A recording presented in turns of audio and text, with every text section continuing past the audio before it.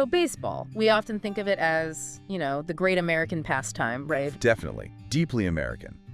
But it's actually got this surprising global reach, too. Yeah, the Caribbean, U.S., of course, but also Japan, Korea. It's pretty widespread. But today, we're not just, talking about the game itself. We want to dig into something else. Something maybe a bit more hidden. Exactly. The language, how the way people talk about baseball has actually, jumped off the field and into everyday English. It's fascinating, isn't it? We've got some great material, a bit of play-by-play commentary. Yeah, it really captures the excitement and some explanations of the key words. So the mission today, really, is to listen to that baseball chatter, and then see how those words, those phrases have ended up in our regular conversations, sometimes in ways you wouldn't even expect. Okay, so here's the plan for this deep dive. First up, we'll listen closely to that game commentary, get a feel for the language in action. Set the scene. Right. Then we'll kind of unpack how all that baseball talk is, everywhere in our daily lives. Sounds like a plan. Let's get into it. Okay, so this commentary clip, it's from Richie Stadium. Big game feel. You can tell it's high stakes, maybe even a championship. Yeah, you can really hear the energy. It starts off pretty formally, though. With the national anthem, you mean? Exactly. That song for the country. You sometimes hear a national hymn, but anthem is definitely the usual term in English. Right. And then things kick off. The umpire, the official, steps up and gives that classic call. It's time to play ball. That's the one. And the game's underway. So the commentary then zooms in on this player, Roger Vargas, coming up to bat. And straight away, they focus on the pitcher. The guy throwing the ball, often super fast. And specifically his wind-up. Yeah, that whole preparation phase. It's like winding up an old clock or a music box, maybe. Yeah. Building up all that energy. That makes sense. To get power behind the pitch. And in this case, the pitch is a curveball. And Vargas swings and misses. Yep. Strike one, the umpire calls. And that curveball, it's tricky. It doesn't come in straight. It actually curves. Deceptive.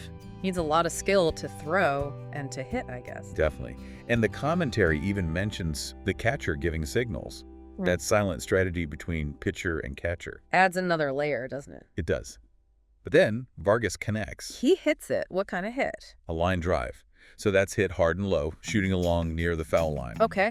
Fast. Very fast.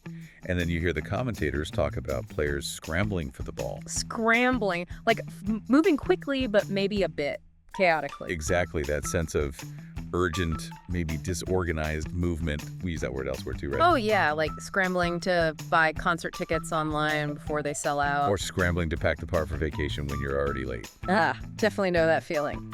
So despite the scramble, Vargas makes it to first base. He does. And pushes it, heads for second base, slides in. He's safe. The umpire makes the call. Big moment. Okay, so Vargas is on second. Then the next batter comes up, Brian Okami. And this is where the game really shifts. You can feel the tension build in the commentary. The pitch comes. Don't leave us hanging. And Okami just crushes it. Home run. Wow.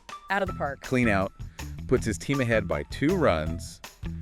And this is happening, bottom of the 5th inning. Okay, the 5th inning. We should probably touch on innings quickly. Good point. An inning is like a section of the game. Baseball has 9 of them, usually. Right, not like halves in soccer or periods in hockey. It's innings in baseball, 9 of them. Exactly. And this big home run happens in the 5th. Yeah. You hear the commentator saying what a pretty exciting game it is. You can certainly hear why. So listening back, it's not just the action, it's the words they use. Absolutely. Very specific, very vivid. We've hit on a few already. National anthem, pitcher, the wind-up. The curveball, the line drive, scrambling. An inning, of course. They all paint this really clear picture.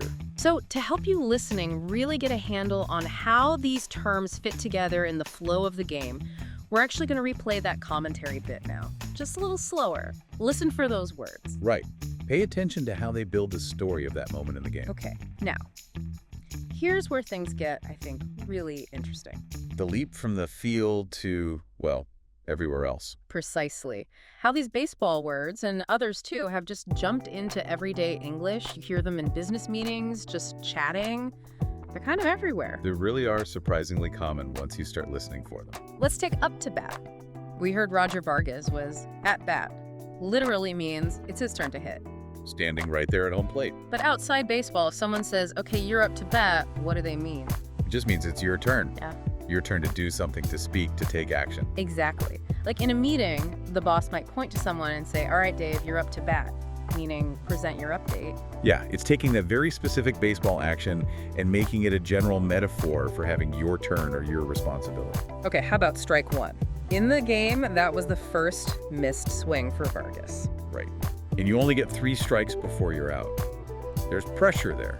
So how does that translate strike one in, say, an office setting? Well, it usually means a first mistake, doesn't it? Or a first warning, with the implication that more mistakes could lead to trouble. Like getting fired, potentially? Or maybe for kids, like strike one is a warning, strike two is timeout. Yeah, exactly. Yeah. Careful, that was strike one. It carries that same sense of limited chances, that consequence hanging over you. It's a pretty effective metaphor because of that built-in consequence in the game. Definitely. Okay, next one. Curveball. We talked about the pitch itself, how it curves unexpectedly. Right. Hard to predict, hard to hit. So, figuratively, if life or someone throws you a curveball. Ah, that means something unexpected happened, right? A surprise problem or situation you weren't ready for. Totally. Like, if my boss threw me a real curveball today, asked me to work late on Friday night. Or maybe something more personal. We were all set to go on vacation, but then, curveball, the dog got sick. Yeah. It just signifies something unforeseen that messes up your plans or expectations. It catches you off guard. Like the batter trying to hit that spinning pitch. Precisely. It captures that feeling of sudden, unexpected difficulty. Makes sense. And the last big one from the commentary. Home run. Okami hit one. That massive hit, usually out of the ballpark, guarantees a score. The best possible outcome for the batter. The ultimate success in that moment. So outside of baseball, hitting a home run means... A huge success. A big win, right? Exactly. A major achievement. You might hear, wow, Sarah really hit a home run with that sales presentation. Or the development team hit a home run, the new software is flawless. It means you didn't just succeed, you succeeded brilliantly. Resoundingly. It conveys total, unqualified success. So when you put these all together up to bat, strike one, curveball, home run, it's pretty clear how much baseball has influenced our regular talk. It really is remarkable. We use these metaphors drawn from the game, often without even consciously connecting them back to the baseball diamond. It shows how culturally baseball is just woven into the fabric, especially in the U.S., I suppose. Even just the experience of going to a game, the whole atmosphere. Right. It builds that shared understanding. Yeah, the sounds, the smells, the seventh inning stretch. It's a whole cultural package. Absolutely. This whole dive really shows how language isn't static, is it? It borrows and adapts from all sorts of places. Definitely. And we'd love to hear what you think. You can head over to our website, share your thoughts or questions. Yeah, and maybe tell us if you know any other baseball phrases that pop up in daily life. We only covered a few. Good point. There are probably loads more. So that leaves us with a final thought for you to chew on. We've seen how baseball, this one specific sport, has shaped everyday English in these subtle but significant ways. What other specific worlds, other specialized fields or activities might be doing the same thing, shaping how we talk every day in ways we don't even notice? That's a great question. What other languages are hidden inside our own? Something to think about.